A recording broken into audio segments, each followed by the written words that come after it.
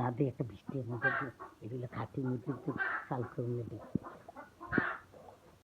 আসসালামু আলাইকুম, hello everyone, সবাই কেমন আছেন? আশা করি আপনারা সবাই ভালো আছেন। আমিও আল্লাহর অশেষ রহমতে আলহামদুলিল্লাহ এই তো ভালো আছি। আর আমি গ্রামে গেছি, তারপর গ্রামে তো অনেকে বাড়িতেই জাম আছে, অবশ্য আমার শ্বশুরের নাই।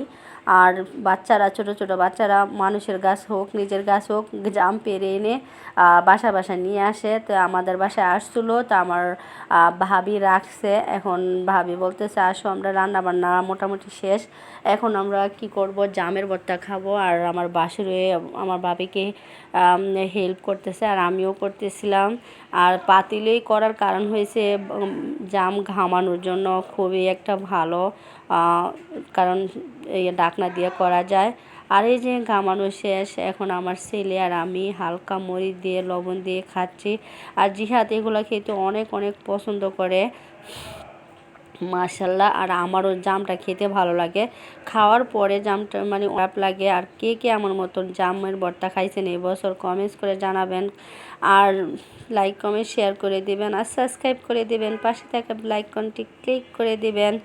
আর জামের কালারটা কিন্তু সেই, জাম খাওয়া নাকি অনেক ভালো, কিন্তু আগে এরকম হইতো না। জাম খাইলে আমার মনে হয় যে আমার গ্যাসের প্রবলেমটা বেশি হয়ে যায়। আর মেহেদি হাতে খুব ভালো লাগে।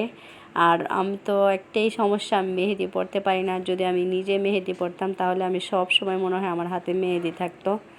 আর আমার বড় যা ঢাকাতে চলে যাবে গ্রাম থেকে, তারপর আমার শ্বশুরের কাছ থেকে এখানে ডেওয়া পাড়তেছিল। আপনারা দেখেন এখানে ডেওয়াগুলো দেখতে কিন্তু কাঁচা দেখা যায়, এগুলো যদি একদিন বা 2 দিন থাকে পেকে যায়। এই যে এই ডেওয়াগুলা একদিন থাকলে বা 2 দিন থাকলে এটা পাইকে যাবে। খুব সুন্দরভাবে আমার যা পারতেছে গ্রামে ঢাকা নিয়ে যাবে। আর বাকিগুলো বলছে তোমার জন্য রাখা যায়, আমি বলছি আমার জন্য রাখা গেল, কিছু করার নাই, কারণ আমি গাছ থেকে ডেওয়া পারতে পারি না। আসলে আমি এতটাই মানে গ্রামের কাজ কোনো কিছুই মনে হয় যে ভালোভাবে আমি পারি না। আমি গাছে উঠতে পারি না, গাছ থেকে কিছু পারতে পারি না, মানে এই অবস্থা। আবার পুকুরে যে মাছ থাকে, পুকুর থেকে মাছ ধরতে পারে আমার ছোটো যা, ধরতে পারে বড় যা, ধরতে পারে, আমি নিজে ধরতে পারি না। আমার বড়শিতে মনে হয় যে মাছ আসেই না ওরা বড়শি দিয়ে মাছ ধরে। আর এই যে একটা পর একটা ডেওয়া পারতেছে আর আমি টোকাইতেছি, কারণ আমি তো ছোট, একটু হেল্প করতে হয়, দাঁড়ায় থাকলেও তো আর হবে না। আর এই ফাঁকে দিয়ে আপনাদের সাথে একটু শেয়ার করতেছি কারা কারা এরকম গাছ থেকে ডেওয়া পেরে খাইছেন, কমেন্টস করে তাও জানাবেন। গ্রামের একদম পিওর জিনিস, গ্রামের কাজ খুবই কঠিন, তার মধ্যেও অনেক সুখ আছে, কারণ সব পিওর খাবার এখানে পাওয়া যায়। আর এই যে দেখেন খুব সুন্দরভাবে, আমি বলছি ভাবি পাতার সাথে পাইরেন গ্রামে ঢাকা যদি নিয়ে যান, যারাই দেখে খুব সুন্দর, মানে ভালো লাগবে, দেখতেও সুন্দর দেখা যাচ্ছে, এই অবস্থা। আর আরেকটা জিনিস আপনাদের সাথে শেয়ার করতেছি, দেখেন মুরগির, আমার শ্বশুরের একটা ঘর আছে, ওই ঘরের মধ্যে দেখেন মুরগির ডিম পাড়ে রাখছে। তা অনেক দিন যাবৎ জমায় রাখছিল। তারপর আমার শাশুড়ি বলতেছে একটা জিনিস দেখা যাও, তোমাকে তুমি আর জিহাদে সিদ্ধ করে খাইও, একদম মুরগির পিওর, মানে সব কিছুই তো পিওর, তাই না? এই যে দেখেন খাঁচার মধ্যে এখনও 2টা ডিম পড়ে আছে, আর আমি 4টা নিয়ে আসছি। প্রত্যেক দিন আইসা এখানে নিজের ইচ্ছায় ডিম পাড়া যায়, আর এখানে আমি নিয়ে আসছি। এই যে সিদ্ধ করা হয়ে গেছে একদম। এটা কিন্তু আমার মনে হইতেছে যে ক্যামেরার মধ্যে একটু বড় দেখা যাচ্ছে, এটা কিন্তু একদম ছোট। তারপরে এই যে রান্না বান্নার কাছে চলে গেলাম। আমি কিন্তু রান্না করি না, কারণ লাঠি চুলায় আমার শাশুড়ি আমাকে রান্না করতে দেয় না।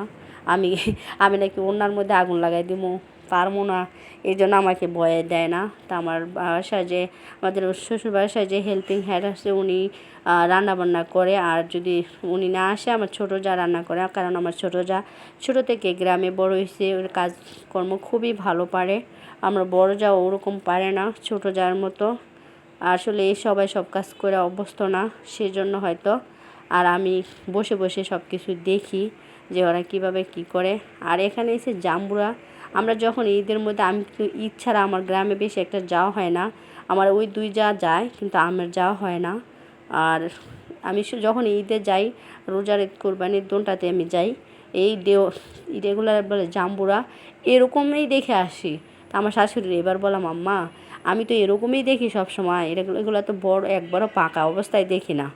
আর আজকের ভিডিওটা কার কার ভালো লাগছে সবাই কমেন্টস করে যাবেন। আল্লাহ হাফেজ।